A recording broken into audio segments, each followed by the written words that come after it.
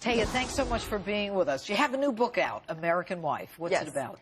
So American Wife is really the story of my life, and it chronicles the time of Chris's service, but it adds emails from Chris and the life from my perspective, and then it takes you through the murder and some of the trials and tribulations afterward.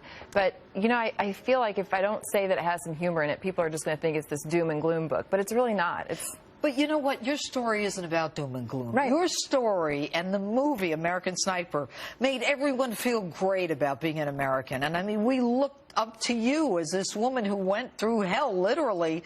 And then when he came home, you know, you went through hell again. Yeah. But good. I'm glad there's a little humor in your life. But Right. you look great. And, well, thank you. But you continue to fight for the Chris and the foundation Right. and the American military. Right. It's the American military and our first responders in this country. I believe, you know, we really need to take care of them, and that's something Chris taught me. And especially the first responders, I think they're overlooked a lot, and they make the media for any little thing that somebody can pick apart. But what we don't pay attention to is the sacrifice that they're making every day and their families are making.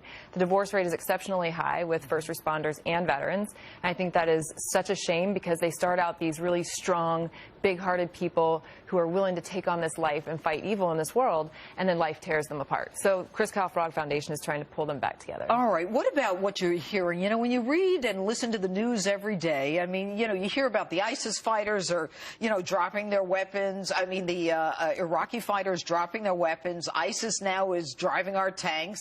And then you hear that, you know, American soldiers, if they had their way, would just go over there and clean it up. Right. What was frustrating for you and, as you can remember, with Chris in terms of the government and the rules of engagement?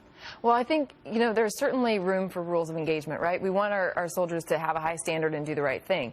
At the same time, you don't send someone into a fight and then tie their hands behind their back when they're fighting the types of people that they're fighting. I mean, the terrorists are doing things, you know, they're putting women and children at risk. They're fighting in a way that you can't fight, you know, pristinely and always above the fray. It just doesn't work that way. Well, that's not what war is. But what would you do? I mean, what would Chris do?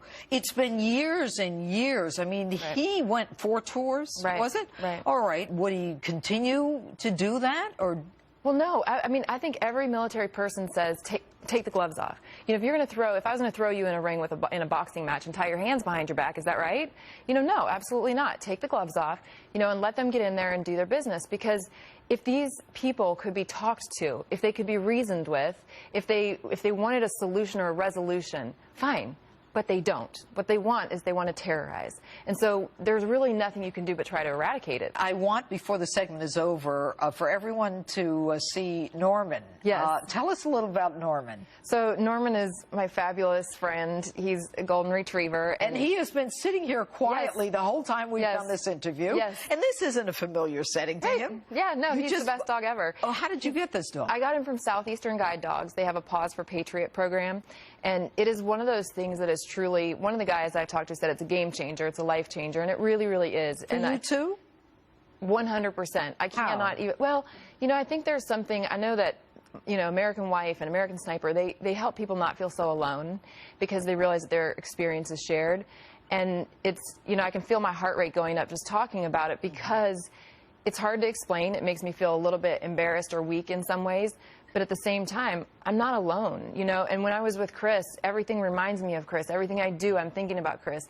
And in some ways, this takes the focus off of that anxiety, and I put it into loving on this beautiful animal. And let me say that this is a first. This is a premiere for Norman, who you won't call Stormin' Norman because he is the sweetest dog. He is so sweet. He's and you travel with him? You fly with him? Right. He, you know, he curls up at my feet on a plane, and he's like this when he's chill, and he's a puppy still. I mean, you know, he just turned 2, but when he's out in the park, he's crazy, but he's working right now, so he's calm. Well, you know what, Taya, you have won all of our hearts, and we thank you, and we thank you all for the courage that you've shown under incredibly difficult circumstances. Well, thank you. We're proud of you. Thank you, and you know, I'm really proud of the veterans and the families and the first responders who are out there doing it every day, and I hope that people recognize that Chris and I always felt like it wasn't just our story, it's all of their story. I want to represent them well because it makes me emotional to think about it, but they're the ones still doing it every day. And I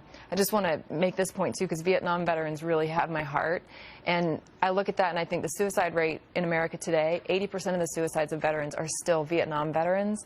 And to me, that tells you how important it is to have a country support the people who are serving. You don't have to agree with the decisions, but they didn't make those decisions. Yep. And you know what? Not just the people who are serving, but the spouses who take care of them when they come home or deal with the trauma. Right. The children, all of it, yeah. Taya Kyle, thanks so much for being with us. And Storm and Norman down there, it was good to have you on Justice. That's a good boy.